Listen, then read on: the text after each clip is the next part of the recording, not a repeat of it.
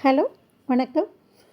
Beginners bachelors டக்குன்னு செஞ்சு சாப்பிட்ற மாதிரி தேங்காய் சாதமும் தயிர் சாதமும் வாங்க இப்போ எப்படி செய்கிறதுன்னு பார்க்கலாமா?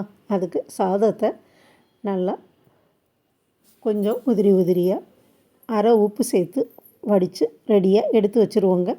வச்சுட்டு அடுப்பில் வாணலி வச்சுருங்க. 2 ஸ்பூன் நெய், 3 ஸ்பூன் நல்லெண்ணெய் சேர்த்துருங்க.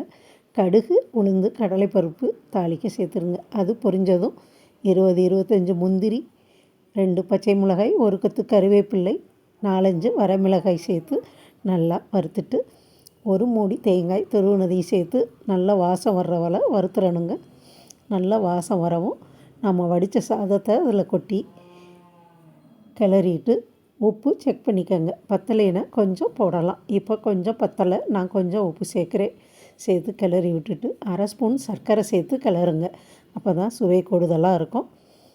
சர்க்கரை சேர்த்து கிளறிட்டு ஒரு 20-25 திராட்சை சேர்த்து கிளறி இறக்கி வச்சுட்டா சூப்பரான சுவையோட தேங்காய் சாதம் ரெடி ஆகிருங்க.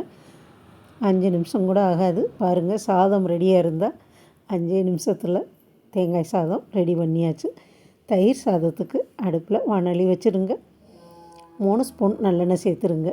கடுகு, உளுந்து தாளிக்க சேர்த்துருங்க. அது பொரிஞ்சதும் 1 துண்டு இஞ்சியை துருவி சேர்த்துருங்க. 2 பச்சை மிளகாய் கட் பண்ணி 1 கொத்து கருவேப்பிலையும் சேர்த்து நல்லா வதக்கிட்டு இறக்கி ஆற வச்சுருவோங்க. 1 கிளாஸ் பால் காய வச்சு அதையும் ஆற வச்சுருங்க. ஆறவும்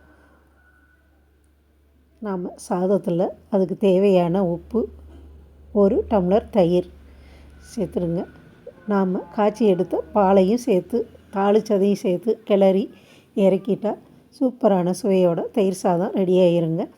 இது குழந்தைகளுக்கெல்லாம் கொடுக்குறதா இருந்தால் 1 ஸ்பூன் வெண்ணெய் இருந்தால் சூடான சாதத்தோடு அதையும் சேர்த்து கிளறிட்டால் ரொம்ப டேஸ்ட்டாக இருக்குங்க. குழந்தைகள்லாம் விரும்பி சாப்பிடுவாங்க. பாருங்கள், தயிர் சாதமும் ரெடி. இதை ஊறுகாய், உருளைக்கிழங்கு சிப்ஸ் அதோடு பரிமாறி சாப்பிட்டு பாருங்கள். தேங்காய் சாதமும் தயிர் சாதமும் அருமையான டேஸ்ட்டோட சூப்பராக இருக்குங்க.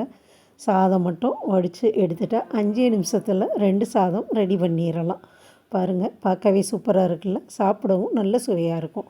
நம்ம கிராமிய சமையல் சேனலை இதுவரை சப்ஸ்கிரைப் பண்ணாமல் இருந்தீங்கன்னா சப்ஸ்கிரைப் பண்ணிடுங்க. நன்றி, வணக்கம்.